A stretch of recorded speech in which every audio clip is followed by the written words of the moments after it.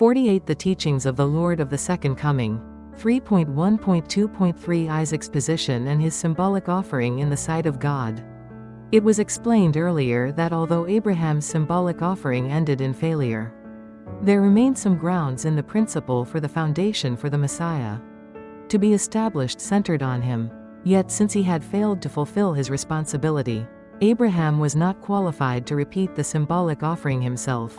62 Somehow, God had to find a way to regard Abraham as though he had not failed in the symbolic offering, or caused the prolongation of the providence. To achieve this, God commanded Abraham to offer Isaac as a burnt offering. God had previously promised Abraham that he would raise up a chosen people from the lineage of Isaac. Behold, the word of the Lord came to him. Your own son shall be your heir. And he brought him outside and said, Look toward heaven, and number the stars, if you are able to number them. Then he said to him, So shall your descendants be. Gen. 154-5. When Abraham was prepared to slay his son, even the son of the promise, he demonstrated utmost loyalty to heaven. This act of faith was tantamount to Abraham killing himself, a self which had been defiled by Satan, due to his earlier failure in the symbolic offering. Accordingly, when God saved Isaac from death, Abraham was also resurrected to life, now loosed from all the ties with which Satan had bound him when his symbolic offering was defiled. Furthermore, Abraham and Isaac attained inseparable oneness in their fidelity to God's will. Though Isaac and Abraham were two different individuals, when God brought them back to life, they became as one person in the sight of God. Even though the dispensation through Abraham had failed, and was prolonged through Isaac, as long as Isaac succeeded, Isaac's victory would become Abraham's own victory. Therefore, God would be able to regard Abraham as not having failed, and the dispensation as not having been prolonged. It is not clear how old Isaac was when Abraham offered the boy as a sacrifice. He was old enough to carry the wood for the sacrifice. 63. And when he saw there was no lamb to be offered, he inquired of his father about it. 64 Isaac was apparently old enough to understand his father's intentions. We can infer that he helped his father, even though he knew that his father was preparing to offer him as the sacrifice. If Isaac had resisted his father's attempt to offer him as a sacrifice, God definitely would not have accepted the offering. In fact, Isaac demonstrated a faith as great as that of Abraham. Together, their faith made the offering successful, and there was no way for Satan to retain his hold on them. In making the offering, Isaac and Abraham underwent a process of death and resurrection. As a result, two things were accomplished. First, Abraham succeeded in the separation of Satan, who had invaded him because of his mistake in the symbolic offering. He restored through indemnity the position he had occupied before he had made the mistake, and transferred his providential mission to Isaac from this restored position. Second, by faithfully obeying God's will, Isaac inherited the divine mission from Abraham and demonstrated the faith which qualified him to make the symbolic offering. After the divine mission had passed from Abraham to Isaac, Abraham offered the ram provided by God as the substitute for Isaac. Abraham lifted up his eyes and looked, and behold, behind him was a ram, caught in a thicket by his horns. And Abraham went and took the ram, and offered it up as a burnt offering instead of his son. Gen. 2213. In fact, this was the symbolic offering by which Isaac restored the foundation of faith. Since Isaac had carried the wood for the sacrifice, we can infer that he participated in the offering of the ram. Thus, even though it is written that Abraham made the symbolic offering, Isaac, who had united with Abraham and inherited his mission, was given providential credit for the offering. In this way, Isaac, having inherited Abraham's mission, made the symbolic offering and restored through indemnity the foundation of faith. 3.2 The foundation of substance. Isaac thus became the central figure to restore the foundation of faith. In place of Abraham, he established the foundation of faith by making the symbolic offering of the ram in a manner acceptable to God. To establish the foundation for the Messiah in Isaac's family, the foundation of substance had to be laid next. For this purpose, Isaac's sons, Esau and Jacob, had to be placed in the divided positions of Cain and Abel respectively. By making the substantial offering, they were responsible to fulfill the indemnity condition, to remove the fallen nature, and lay the foundation of substance. If Abraham had not failed in the symbolic offering, Isaac and his half-brother Ishmael would have stood in the positions of Abel and Cain. They would have been responsible to fulfill the indemnity condition to remove the fallen nature, which Cain and Abel did not accomplish. However, because Abraham failed in the offering, God set up Isaac in the position of Abraham and Esau and Jacob.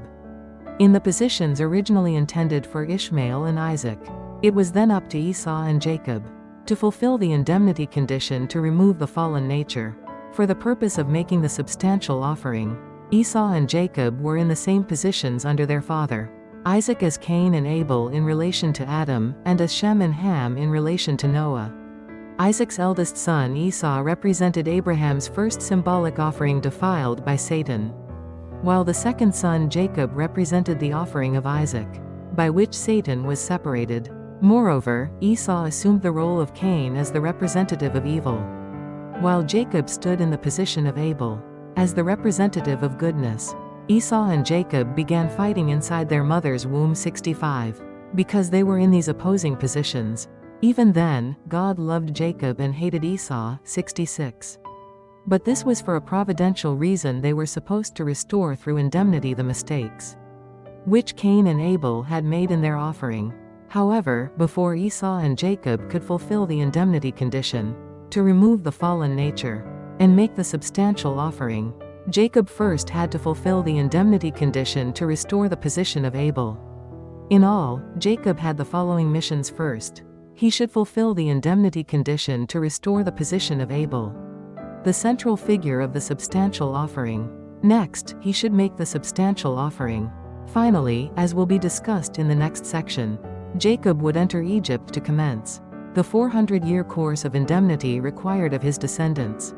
Because of Abraham's mistake in the symbolic offering, Jacob made the indemnity condition to restore the position of Abel in the following manner. First, Jacob fulfilled the condition of victory in the fight to restore on the individual level the birthright of the eldest son. Because Satan took dominion over the universe created by God, Satan assumed the position of the eldest son. God was cast in the position of the second son, from which he had to work his way toward restoring the birthright. For this reason, God has favored second sons over firstborn sons. As in the case of Esau and Jacob, I have loved Jacob but I have hated Esau 67. Jacob, as the second son, who had the responsibility to restore the birthright of the firstborn son, cleverly obtained it from Esau in exchange for some bread and a pottage of lentils. 68. Because Jacob highly valued the birthright and worked to reclaim it from his brother, God had Isaac bless him. 69. On the contrary, God did not bless Esau because he thought so little of his birthright that he traded it for a bowl of lentil pottage. Second, Jacob went to Haran, which represented the satanic world. After suffering through 21 years of drudgery, he triumphed over Laban in the fight to restore the birthright, by gaining family and wealth as his due inheritance. After winning this victory, Jacob returned to Canaan. Third, on his way back to Canaan, the land of the promised blessing, Jacob triumphed in wrestling with an angel at the ford of Jabbok, thereby restoring dominion over the angel in a substantial struggle. Through these three victories, Jacob restored through indemnity the position of Abel. Thereupon, Jacob became the central figure of the substantial offering. Esau and Jacob thus secured the positions in which Cain and Abel had stood at the moment when God accepted Abel's offering. Accordingly, for Jacob and Esau to fulfill the indemnity condition, to remove the fallen nature, Esau needed to love Jacob, respect him as his mediator to God, obediently submit to Jacob's directions, and finally, multiply goodness by inheriting goodness from the bearer of God's blessing. Indeed, when Jacob returned to Canaan with his family and wealth, after enduring 21 years of hardship in Haran, he moved Esau to overcome his former hostility. And Jacob lifted up his eyes and looked, and behold, Esau was coming, and 400 men with him. So he divided the children among Leah and Rachel and the two maids. And he put the maids with their children in front, then Leah with her children, and Rachel and Joseph last of all. He himself went on before them, bowing himself to the ground 7 times until he came near to his brother. But Esau ran to meet him, and embraced him, and fell on his neck and kissed him, and they wept. Gen. 331-4. When Esau opened his arms and affectionately welcomed Jacob, they fulfilled the indemnity condition to remove the fallen nature. For the first time, the foundation of substance was laid successfully. When Jacob and Esau succeeded in making the substantial offering, they restored through indemnity the previous failures in making substantial offerings, the failures of Cain and Abel in Adam's family and of Ham and